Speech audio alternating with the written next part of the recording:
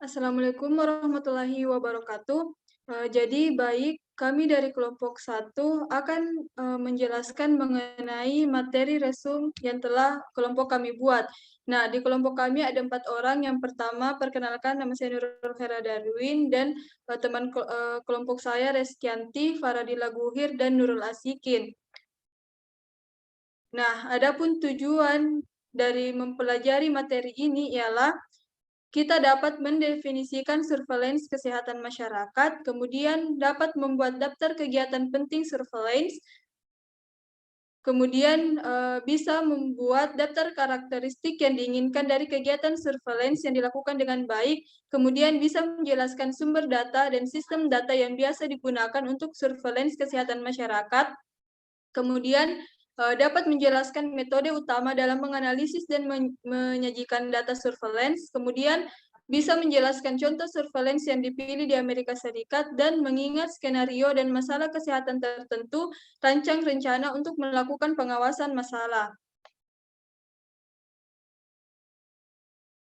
Sebelum kita masuk pada pokok bahasan, karena pada materi ini ada 6 pokok bahasan, kita harus mengingat bahwa pengawasan atau surveillance dari bahasa Prancis atau over dan failure untuk menonton adalah pengamatan yang dekat dan terus-menerus terhadap satu orang atau lebih untuk tujuan pengarahan, pengawasan, atau pengendalian.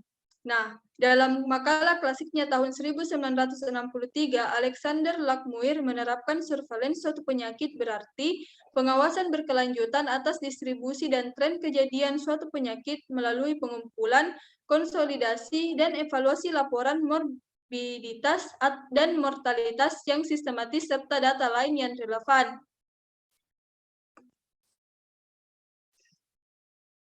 Nah, perlu kita ketahui di evaluasi pengawasan bahwa istilah surveillance pada awalnya digunakan dalam kesehatan masyarakat untuk menggambarkan pemantauan ketat terhadap orang-orang yang karena pajanan berisiko mengembangkan penyakit menular yang sangat menular dan ganas yang telah dikendalikan atau diberantas di wilayah geografis atau di antara populasi tertentu, misalnya kolera, wabah, dan demam kuning di Amerika Serikat pada akhir 1800-an.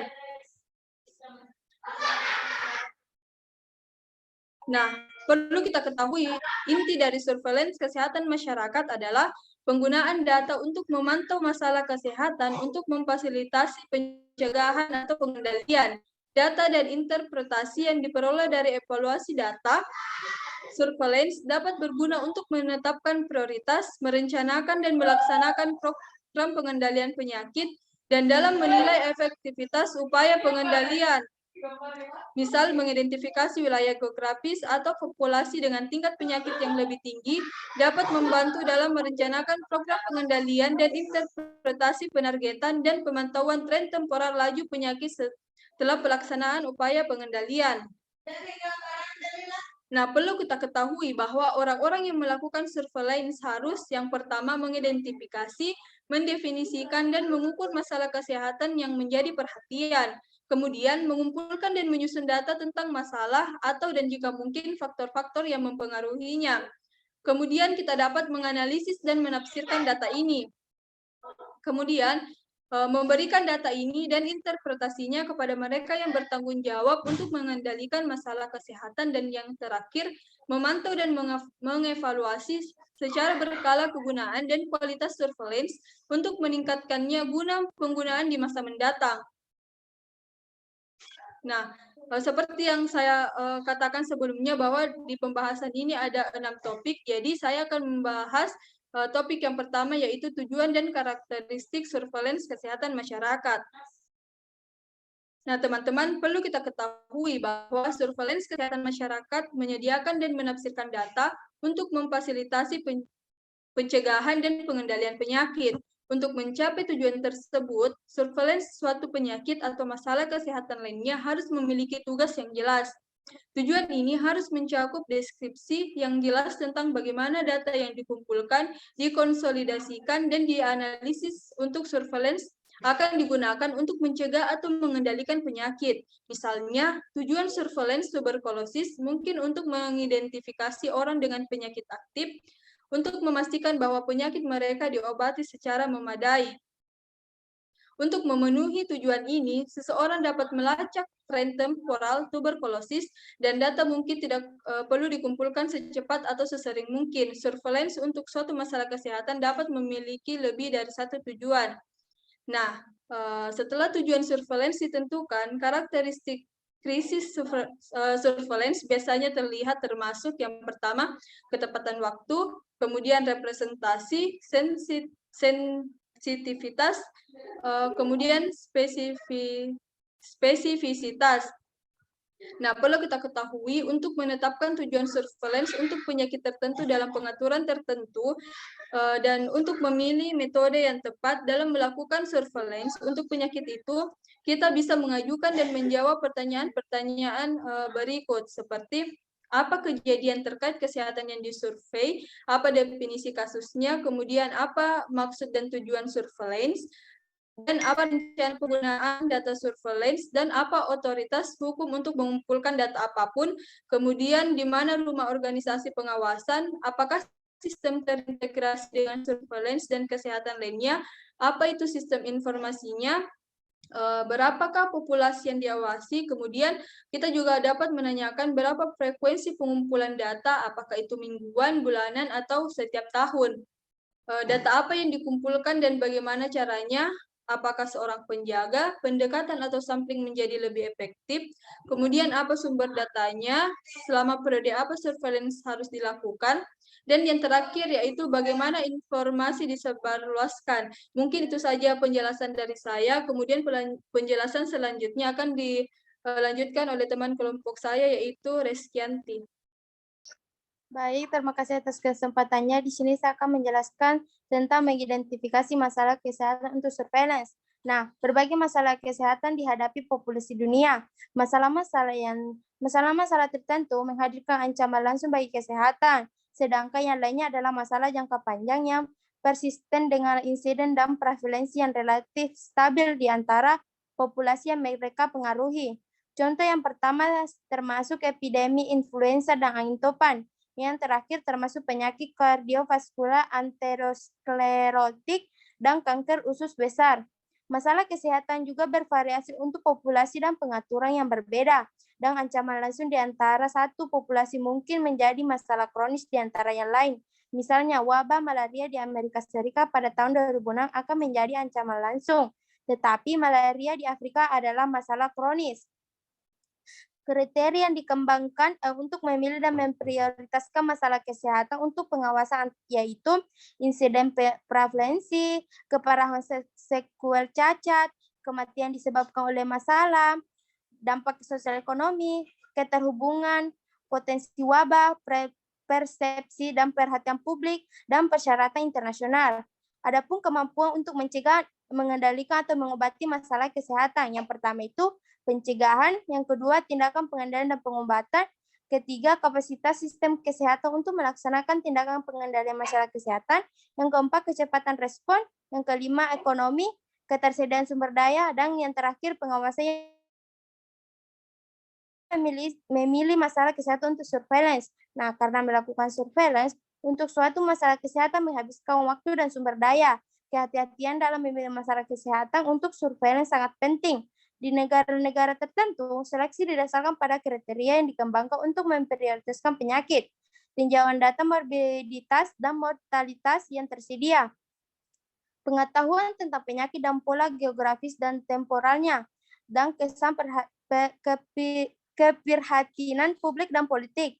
Kadang-kadang ditambah dengan survei masyarakat umum atau non-kesehatan. Kriteria yang dikembangkan untuk memilih dan memprioritaskan masalah kesehatan untuk surveillance meliputi yaitu insiden prevalensi, keparahan gejala sisa, dihabilitas, kematian disebabkan oleh masalah, dampak sosial ekonomi, kemampuan berkomunikasi, potensi wabah, persepsi dan perhatian publik, dan persyaratan internasional. Adapun kemampuan untuk mencegah dan mengendalikan atau mengobati masalah kesehatan yaitu pencegahan, tindakan pengendalian pengobatan, kecepatan respon, ekonomi, dan ketersediaan sumber daya ini, dan pengawasan apa yang diperlukan peserta ini.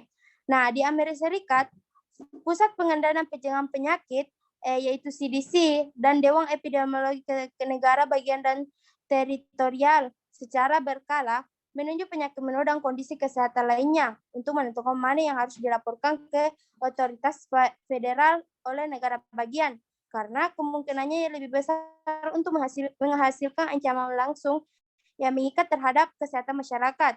Penyakit menular adalah penyakit yang paling umum di bawah pengawasan.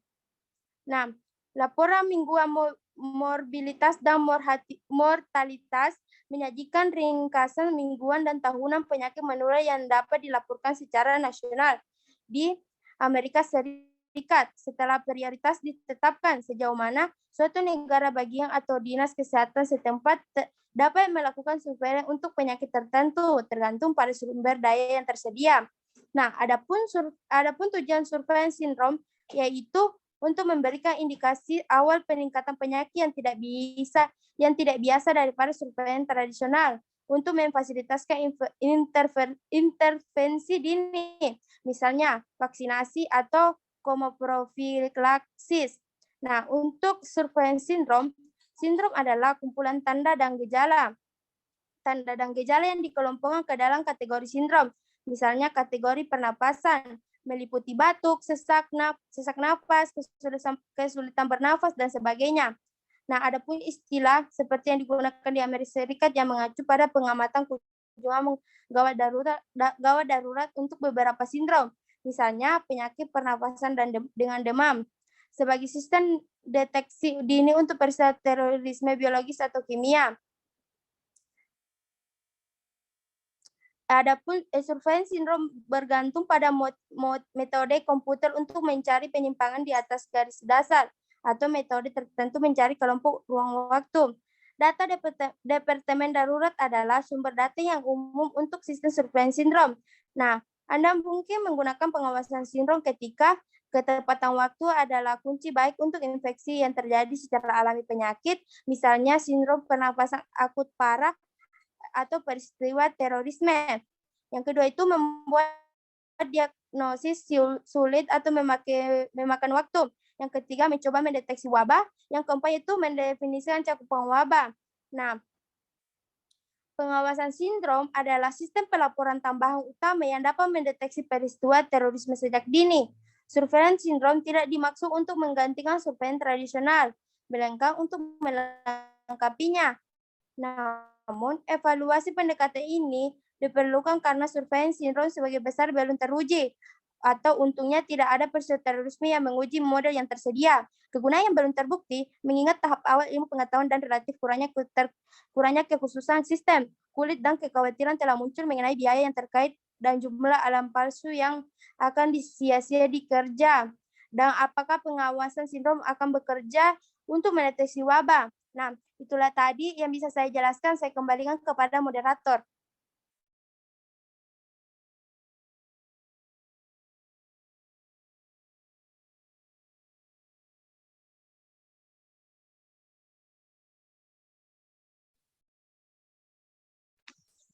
Baik, kemudian akan dilanjutkan oleh Saudari Faradila Guhir.